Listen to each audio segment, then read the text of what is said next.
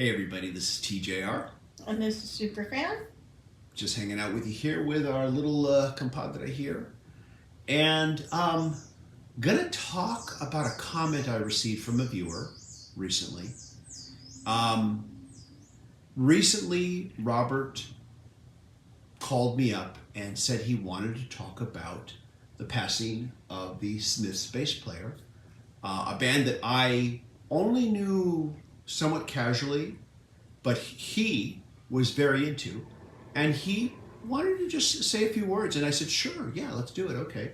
So, we filmed that, and we put it on the channel, and there was a comment from a viewer that I kind of wanted to just share with you and with everybody else here, and my response to the comment, because it really just kind of made me start to think in a way I hadn't thought previously. Okay. This is a commenter. His name was Pyrolon, Pyrolonn, and hopefully I'm saying it right.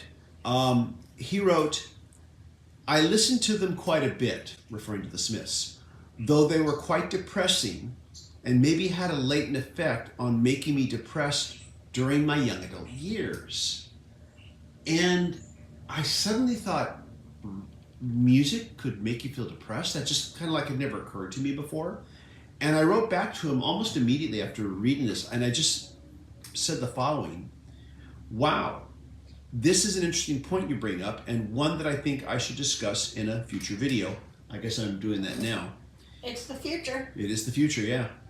Definitely, if music depresses you, you probably shouldn't listen to it. But I've always been of the opinion that only in music is sadness wonderful. I've said that in previous videos. This is because I've always been able to channel music as cathartic therapy. When one of my best friends was dying of cancer, I listened to the song Keep Me in Your Heart by Warren Zevon over and over again. It would work me up to the point of uncontrollable tears, but it was good for me because it helped me process my grief and move on through catharsis. The catharsis the catharsis of crying kind of helped me deal with the grief, is what I was trying to say there. And then I added, but just because something is good for me doesn't mean it is good for you. Because listening to sad or depressing music helped me, whereas it may not help other people.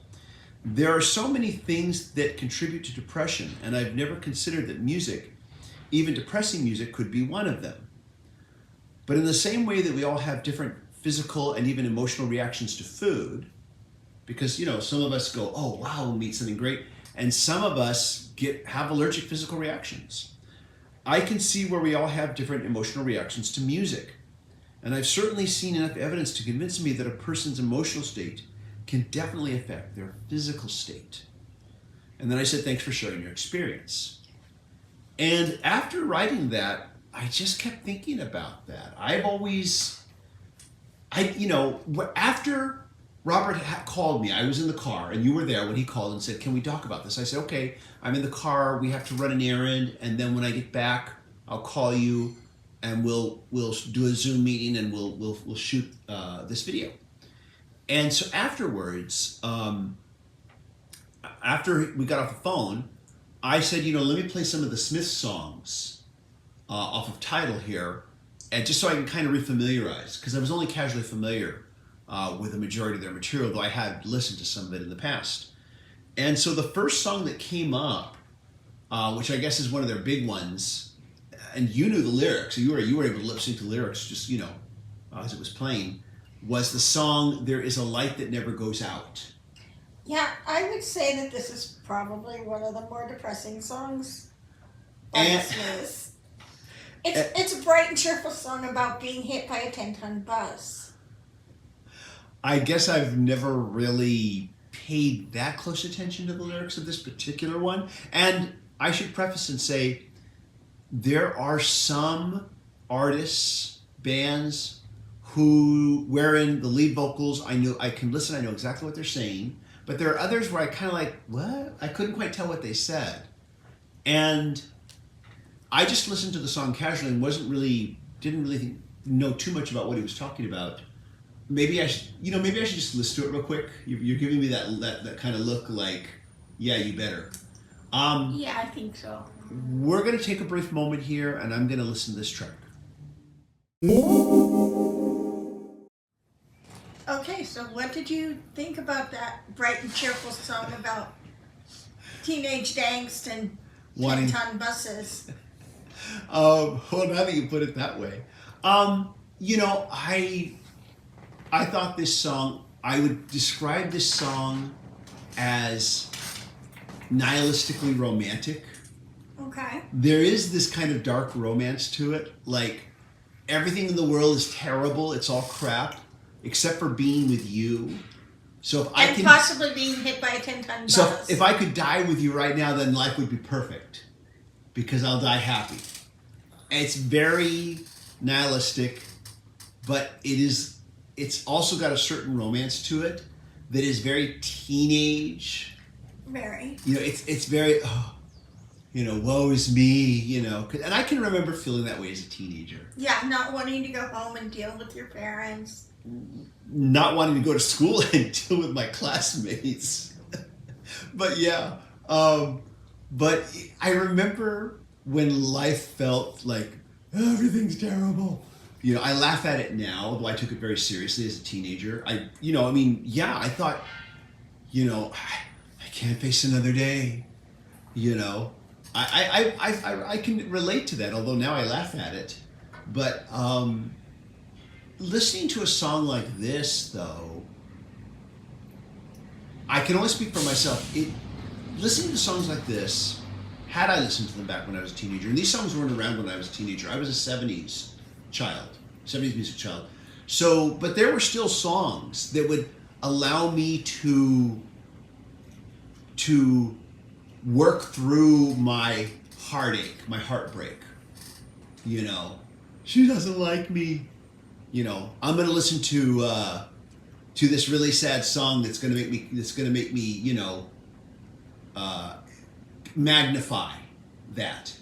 There's that song by U2, The Miracle, where I think he says a place where I can magnify my anger. I think it was the line in the song when he talks about hearing the Ramones for the first time. There was maybe I need to look at the lyrics, but there was a line, something along that was somewhat similar to that. And I'm sorry, this is an in the moment conversation. You know, I'm not doing research. For those of you who say you should do research before these videos, we didn't know we were going to go here. TJR from the future interrupting TJR and Superfan from the past. And the U2 lyric that I was trying to remember was music, so I can exaggerate my pain. Okay, back to the video. But, you know, if I was feeling a lot of teenage anger, then I would listen to really angry songs that helped me just work through that, and I didn't hurt anybody. Nobody was hurt. You know, if I wanted to work through teenage rage, I would listen to music that let me work through that would let me feel that rage and just get it out. You know, the same thing if I was feeling depressed or sad. I'd listen to really depressing, sad music, you know. I could listen to a song like Tell Me Have You Seen Her, you know, I know it's a corny song. I know it's corny as can be, but that song when I was a teenager, that would just, I could just wallow in self-pity with that song. I could just wallow in self-pity. And songs would help me work through emotions. At least that's what they did for me. And just like I said to, you know, this viewer here who commented here, Pyrolon, just because that worked for me doesn't mean it works for everybody else necessarily, I guess. Because you told me you don't like this song because it's depressing. It is. It's very depressing. And initially, just musically, back in the day, I liked the song. And then, you know, this was the record store years, so... You caught on to what the lyrics were about, and then you started to change your opinion. I heard it so many times, and it's like, this is silly. Do you think that other people? I mean, I guess you know. Do you think? I mean, I was going to say, do you think that other like Smith's fans could possibly be negatively impacted by these depressing messages? I mean, I think that it's potential for anybody to be impacted. I guess, I mean, clearly Robert and his wife both love this band. Yeah. They think they're great, they both like Morrissey's solo work. Robert's a big fan of Johnny Marr's solo work. Yeah. And he got me into, in fact, I probably, the one that he got me into the most that I listened to was Johnny Marr, his solo stuff, which I thought was good rock music. Yeah. And like the song "How Soon Is Now," I love that song. Yeah, that's. But there's a different feeling. There's no 10-ton buses for one. Is that the one that was on the Charmed TV show? Yeah. Okay. Because I remember liking that song too, and back when I first heard it, it was before that TV show, but I didn't know that song was the Smiths. I just thought it was. I actually did like that song back in the day. There were other Smiths songs that I can remember. Oh, I remember hearing this and not liking it. I thought it was too, I don't know, just too. It just wasn't. It just. Airy fairy for you? Yeah, I guess, you know. Just like I didn't like Duran Duran back then either. I just thought, ew, you know. My tastes were in a different place, and I'm not the same person I was then. Yeah, that's woman music. Woman like that, I don't like that. I'm not that person anymore, so, you know, I can hear it with different ears. But I remember liking that song. Let me listen to that one real quick, and let me just pause here and listen to that song again and come back. I want to listen to the lyrics because all I remember is the chorus, I am human and I need to be loved just like everybody else does. And I think that is something that everybody can relate to. Oh, sure, yeah. Yeah, I think that even back then, that's probably part of the reason that I like the song. I like that song too. That's all I know about the lyrics is that part. The rest of it, couldn't tell what the hell he was saying. Let me just real quickly shut this off and just listen to the song and pull up the lyrics so I can read it. Be right back, everybody.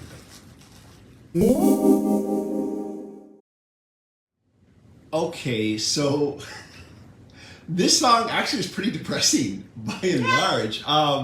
You know, I am the sun and the air. I always thought he was saying air like air in the sky. You know, it's like air that you breathe. I am the sun. I am the air in the sky. I remember. Well, he is saying that. Well, no, I was thinking the sun in the sky. He is saying I am the son, meaning I am the son of my father, and the heir, meaning I've inherited, of a shyness that is criminally vulgar. That's a great line, actually. I can remember feeling painfully shy in my youth, and among all the other harsh, like all the other, just what's the word I'm looking for? Really like extreme emotions I felt as a teenager. Extreme rage, extreme shyness. I can remember all that. And he says, I am the son, the heir of nothing in particular. That's a great line too, just this emptiness. Oh, shut your mouth, how can you say I go about things the wrong way? I am human and I need to be loved just like everybody else does. Like I said, all the part before I am human, all that just flew past me. What I really liked about this song was just the killer guitar work. You liked the music. That was what drew you I think the away. music really appealed to me because it just had this killer guitar that almost, the way he used gated reverb and delays, almost, and maybe use a gated reverse reverb, gave it this feel like it was this like really like synth techno riff, you know, synthesizer riff, but it's guitar. And then there was that repeating, that weird guitar effect sound that he created with his guitar. It was really just cool and spacey sounding. I really liked it musically. I think that was the thing. And that's another discussion, how sometimes the music and the melody of the lyrics can like carry you through the song even if you're not sure what the song is about. But there is that line here, there's a club if you'd like to go, you could meet somebody who really loves you, So you go and you stand on your own, and you leave on your own, and you go home and you cry and you want to die. And of course, yeah, that's more of those bright, cheerful lyrics. But we avoided the 10-ton bus this time. Yeah, well, at least we avoided that this time. Yeah, but I mean, I can relate to that. When I was a teenager, had I paid attention to these, had this been around when I was a teenager, it wasn't. By the time the 80s come along, I was out of high school now. By the time all this stuff was coming along. But I'm talking about when I was in high school, when everything seems like, everything's just so much more, the stupidest things are just so much more impactful. Yeah, everything's amplified. Yeah. I don't know what it is. Maybe it's all the hormones going crazy. I don't know. But or the drugs. Oh, just saying. gosh. You're on drugs. But, anyways, all I wanted was a Pepsi. And all I wanted was a Pepsi, and she wouldn't give it to me. Just one Pepsi. That was a great song. Anyways, we're getting sidetracked here, but I loved that. That just made me laugh. That was another teenage thing song. Yeah, but I mean, I wasn't a teenager when that came out, so at that point, it was very satirical to me, and it just made me laugh my head off. Well, I think it was supposed to. I think it was supposed to too, yeah. But you never know. If I was a teenager, if I was 13 or 14, I might have really taken it seriously. You never know. But yeah, the thing is definitely if music depresses you, then you probably shouldn't listen to it. You should listen to positive stuff. But to me, music and art has always been a way to work through things in many cases. Not always, but in many cases.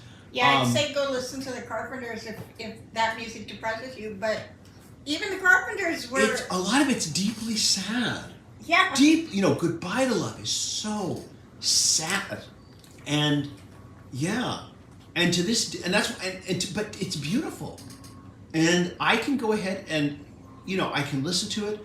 I can appreciate the aesthetic beauty of the song, but I can also, if I want to, just wallow in the pain and suffering, and all the self-pity in that song, because it is full of self-pity. And to me, that's a healthy way to work through it, versus being self-pitying to you, or, to people I know, in a way that is probably going to come off as very obnoxious, You're very obnoxious a lot of the time. I knew you were going to say that. Oh, yeah. I guess I walked into that one. Oh, well. I'll let you have that point. But I'll get you next time. But, not everybody's the same, I guess. I mean, because we watch comedies to laugh. Because laughing is very cathartic. It makes you feel good. It's a good thing to do. But some of us like to watch really sad movies and cry because we want that catharsis of sadness. We just want to get it out of our system. And that's why I grew up saying I don't like scary movies, and that's a whole topic. But I learned the reason why people like scary movies is because getting the scared out of you is cathartic. I do like scary films now, because I like experiencing that catharsis. I get it now. It can help you face your terrors and your fears. And I know you don't always like it. There are times when you have to walk out of the room. I read an article about some show that's on Amazon it's a science fiction horror series, but everybody's saying it's the scariest thing they've ever seen. Some people have a hard time finishing it, and now I want to see it because I've heard it's really scary.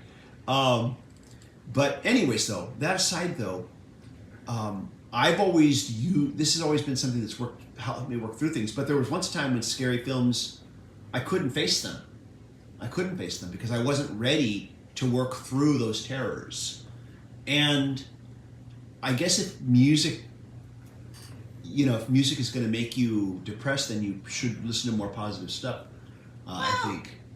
But music should make you feel. It should make you feel, but if it's that difficult and that hard, then you probably shouldn't listen to it, I would think. But it all depends on how you choose to approach it.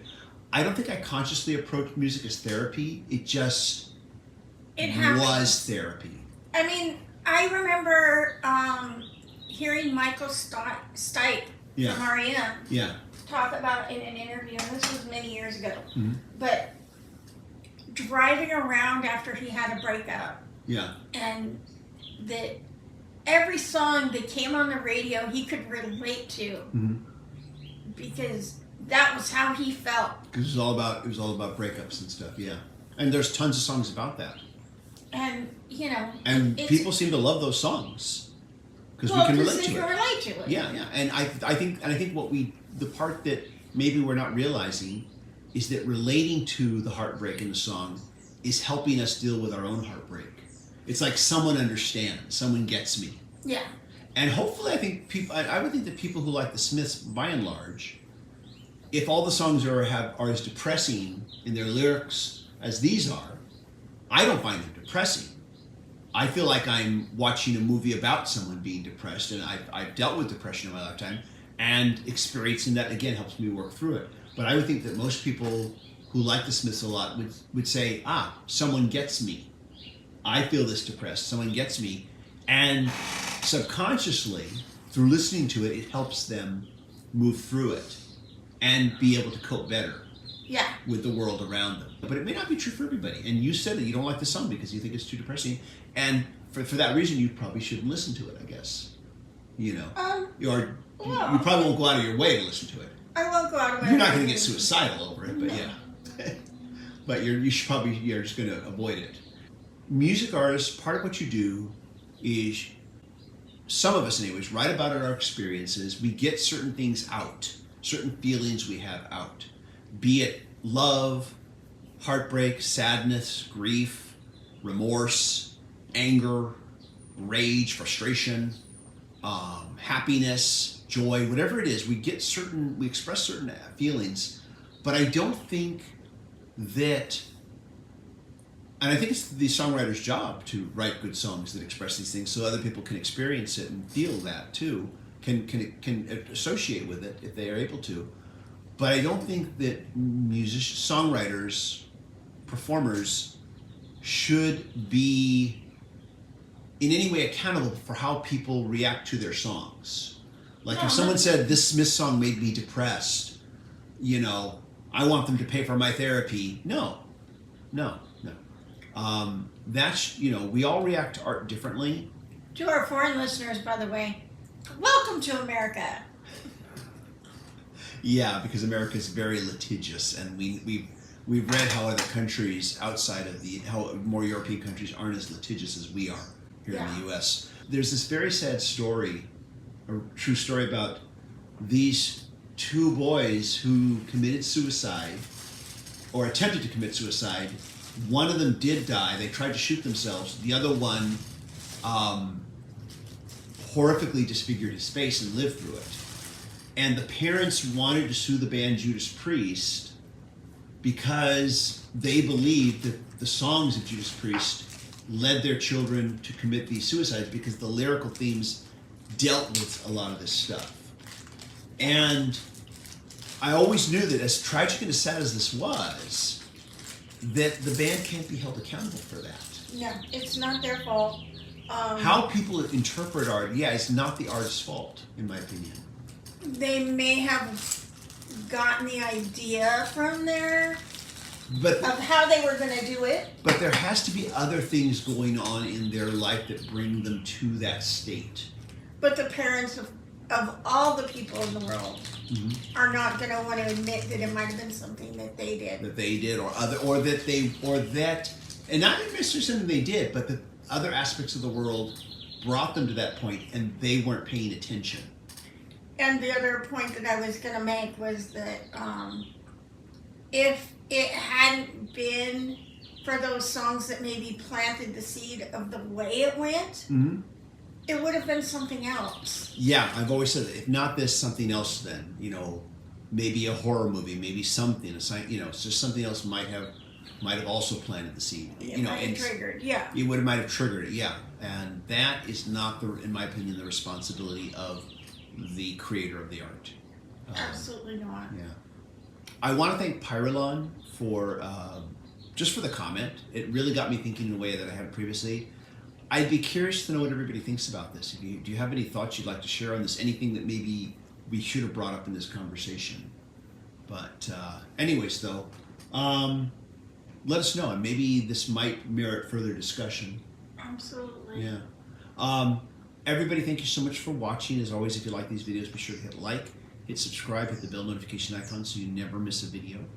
I want to say thank you to the patron supporters. You are fierce and mighty. And I always like to say thank you by providing them with exclusive weekly videos that are not here on the channel. And also, I want to thank everybody just for stopping by, hanging out. We appreciate it. And we know that not everybody can be a patron supporter, and you can always show your support by clicking like and recommending these videos to anyone you think might be interested in them. We'll see you all in the next video. Take care. Bye. Bye.